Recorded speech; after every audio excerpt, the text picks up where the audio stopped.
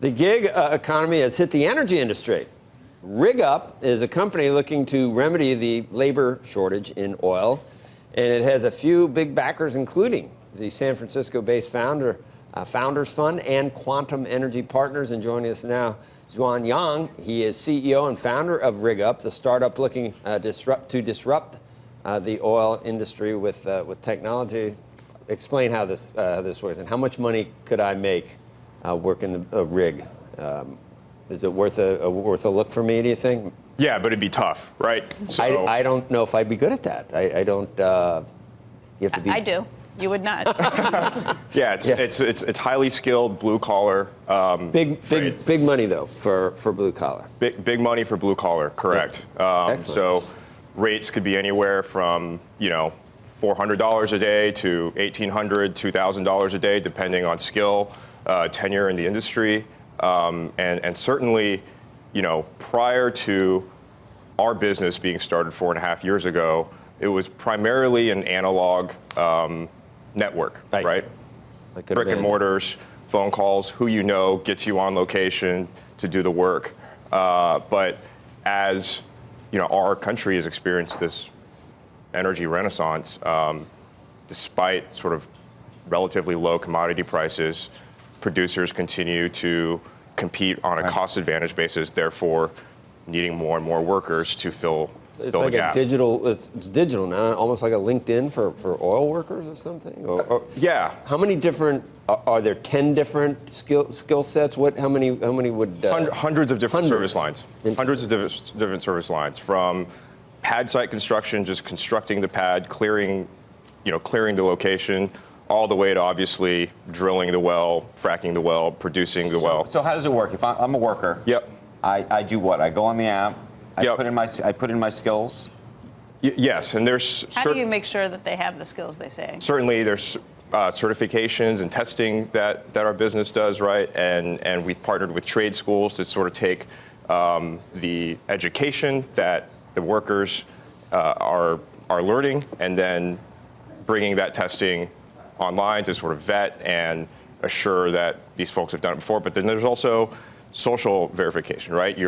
There's reviews after you've completed a job, your superintendent, et cetera. And so everything that you see sort of in the consumer world, it's possible to move it to the enterprise. Does the call for the job go out through your system, though? Yes. So I would get a notification saying what?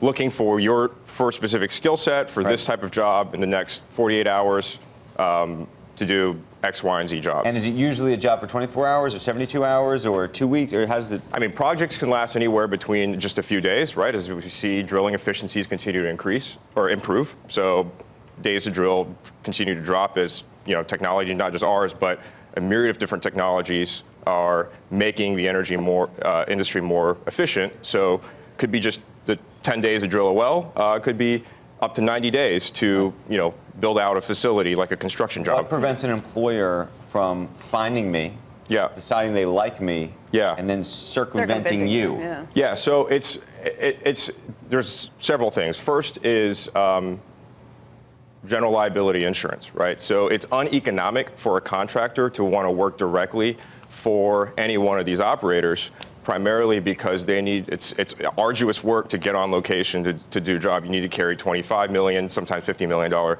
general liability just to get on location to wash a rig. So it would be uneconomic for individuals to do that. But secondly, because of increased activity levels in our industry, the industry is moving more and more, pivoting more and more into an on-demand aspect. What if there was a storm in West Texas last night? The road that you had leading out to the operations was washed out. You need the rock, the caliche laid right away. There's no time to go. Call me. I can see how this would be a great thing for employees who are looking for more opportunities rather than just word of mouth or where you might hear things from. But I can also see where it would be a really good thing for an employer who, by getting this word of mouth and getting it out there, maybe doesn't have to pay quite as much of a premium because you have got a bigger pool of people to choose from. Do you think you are boosting prices that people get paid or keeping them a little lower? I think there's efficiencies to be had on both sides, frankly. The management of this contract labor, the management of this contract labor can be done more efficiently using technology, right? So prior to, a lot of the status quo has been whiteboards. Where are all our contractors deployed in a specific asset, and what are they doing? And we're going to jot it down and dispatch accordingly off of a whiteboard or a chalkboard out in the field. That still happens today. You don't like gouge people like our agents, do you? You're not like a 10%. I think in regards to just the supply-demand dynamics of labor in general, the world is going through a massive shift going through a massive shift of excess labor, right, into short labor. Where would I probably get sent right now? Where's the hottest place where I could definitely find something? Certainly West Texas. West Texas. But if you could be a lot of places.